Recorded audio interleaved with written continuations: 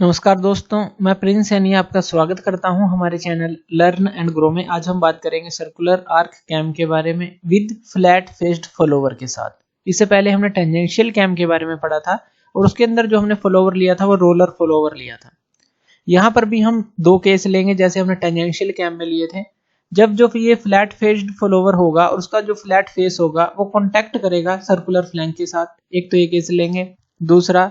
दूसरा टाइप लेंगे जब ये फ्लैट फेस होगा और ये कांटेक्ट करेगा नोज के साथ, जो कैम हमारा बनेगा उसकी नोज के साथ। तो ये दो केस हम डिस्कस करेंगे। पहला जो केस है वही आज हम लेंगे जब फ्लैट फेस जो है वो कांटेक्ट कर रहा है सर्कुलर फ्लैंक के साथ। अब सर्कुलर जो आर्क कैम है ये होती क्या है पहले वो जान लेते हैं। इसके अंदर सबसे पहले हम एक बेस सर्कल लेते हैं।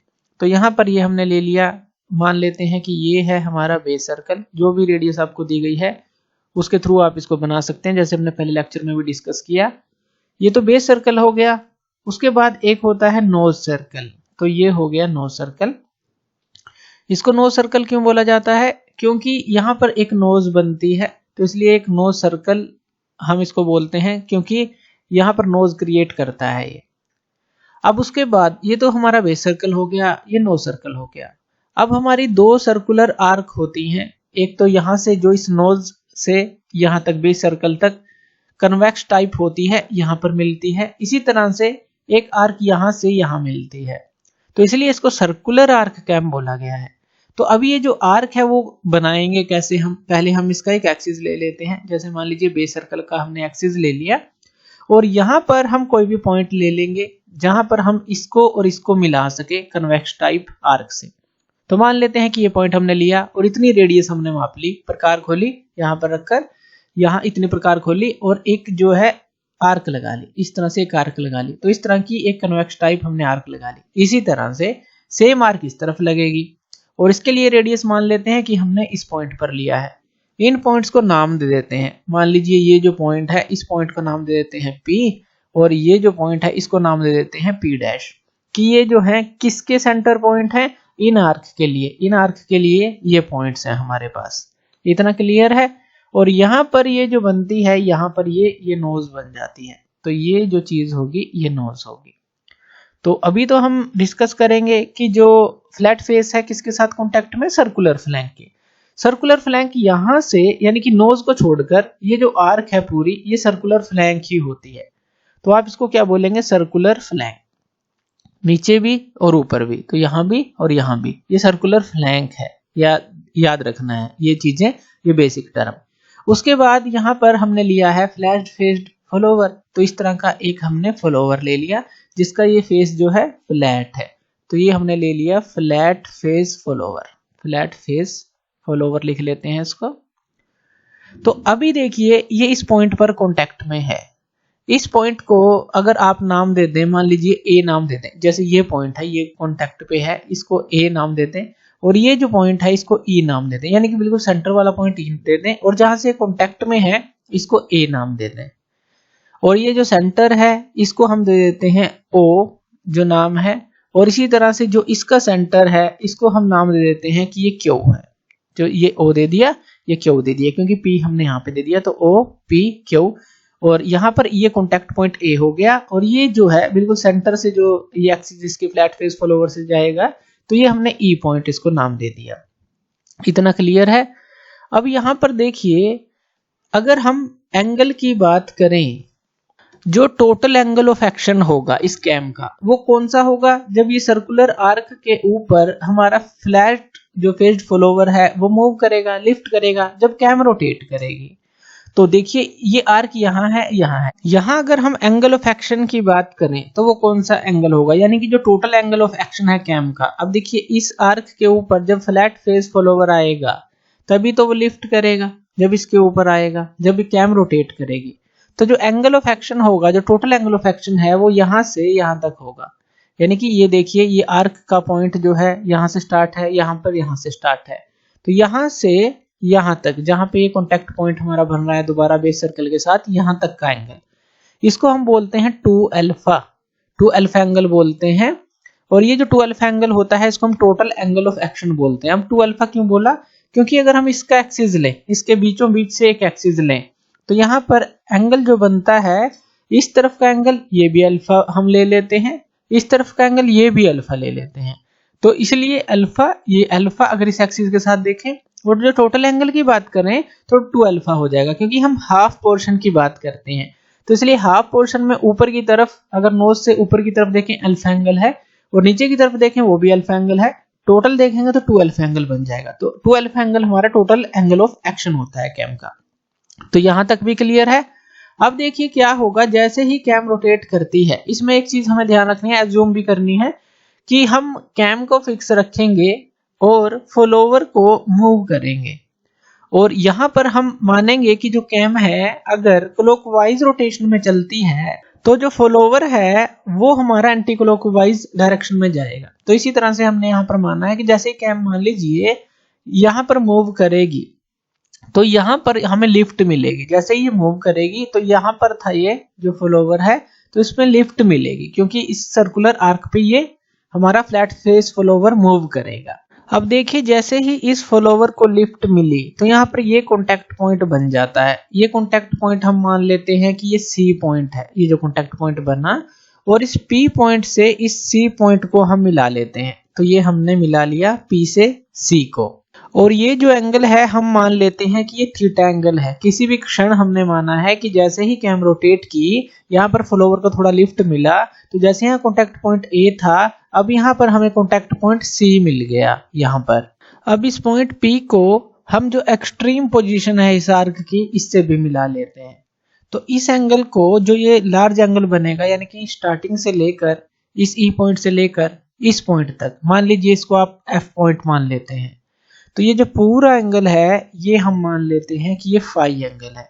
तो ध्यान दीजिएगा किसी भी क्षण हमने बीच में माना कि ये थीटा एंगल पर है, जब यहाँ पर लिफ्ट मिली, एक्सट्रीम पोजीशन हमने मानी कि वो फाई एंगल बनेगा, कि यहाँ से यहाँ तक, कि ये जो है और ये जो है ये पूरा फाई एंगल है, और किसी भी बीच में क्षण पे किसी भी टाइम पे ये थीटा एंगल हमने मान लिया। उसके बाद यहाँ पर हम एक ओ से एक और लाइन लगाते हैं, और ये जो है कहां से जाएगी, जो ये कॉन्टैक्ट पॉइंट है ध्यान रखना है ए से जाएगी।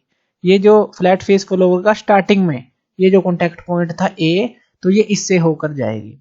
अब यहाँ पर देखिए ये जो पॉइंट ए था, और यहाँ पर ये जो पॉइंट हमें मिला है बी पॉइंट मिला है, बी ले लेते हैं इसको, ये हमें इतनी लिफ्ट मिली है, इतनी लिफ्ट मिली जब कैम रोटेट की।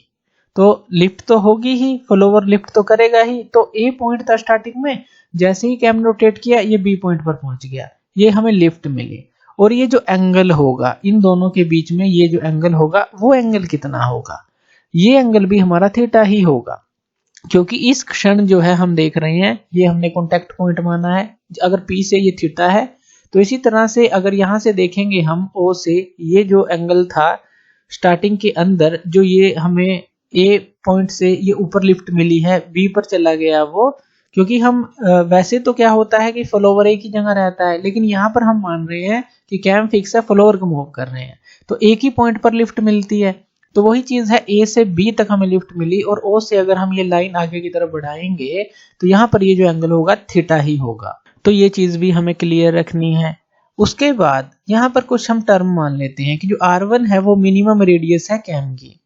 तो R1 minimum radius of cam का मतलब है जो बेस सर्कल की रेडियस है।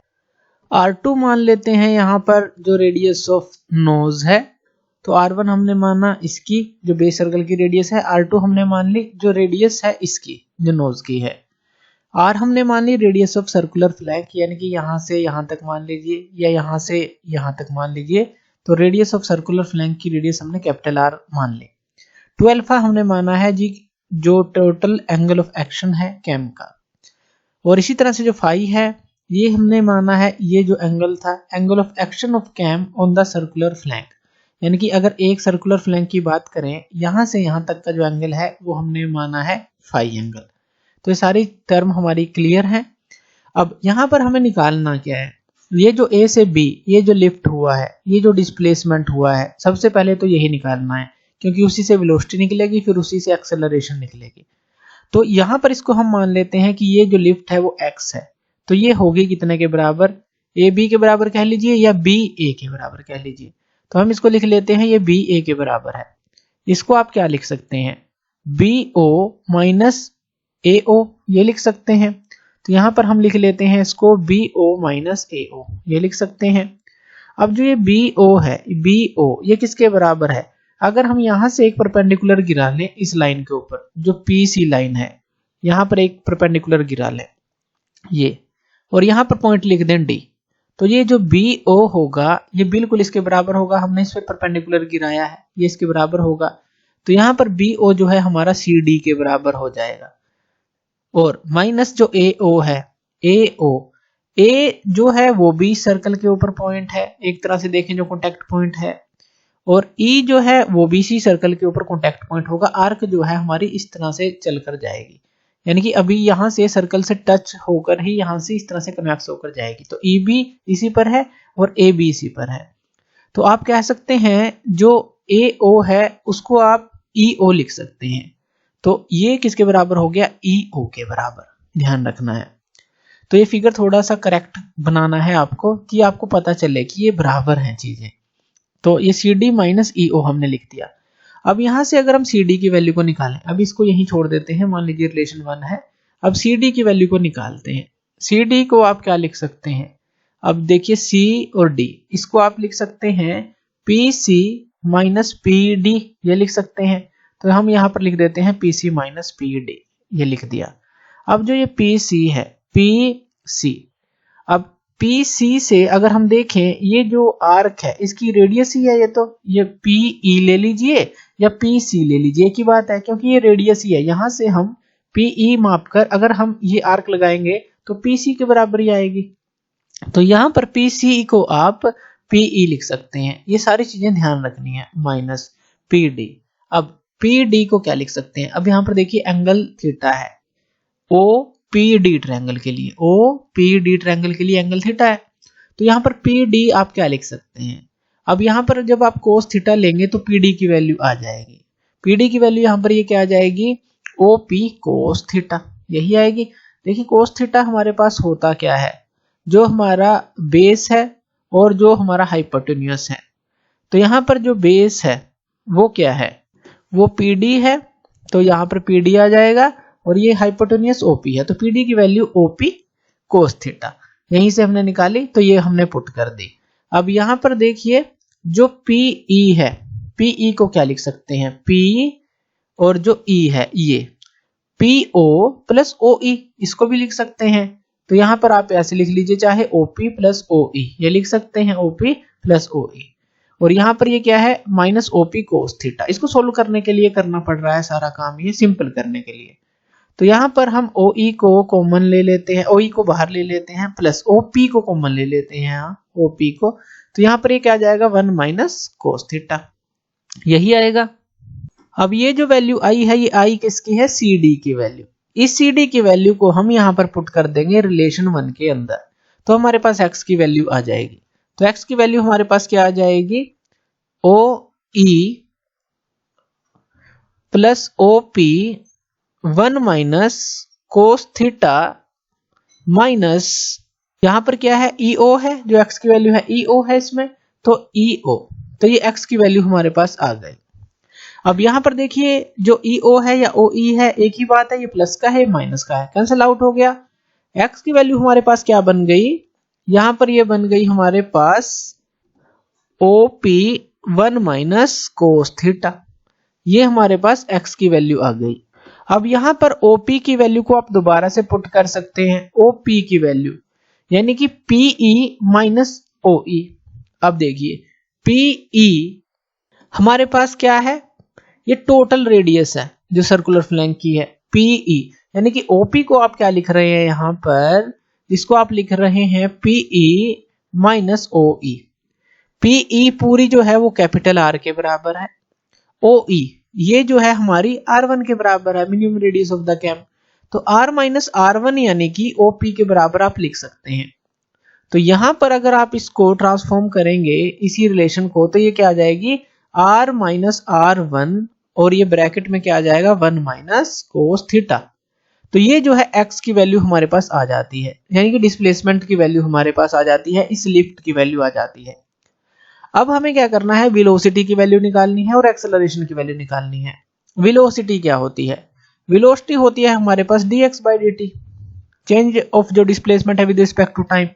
अब ये जो एंगल की फॉर्म में अगर हमने इसको निकाल रहे हैं तो यहाँ पर ये क्या करेंगे, डी थीटा को ही मल्टीप्लाई कर देंगे और डी थीटा को ही डिवाइड कर देंगे।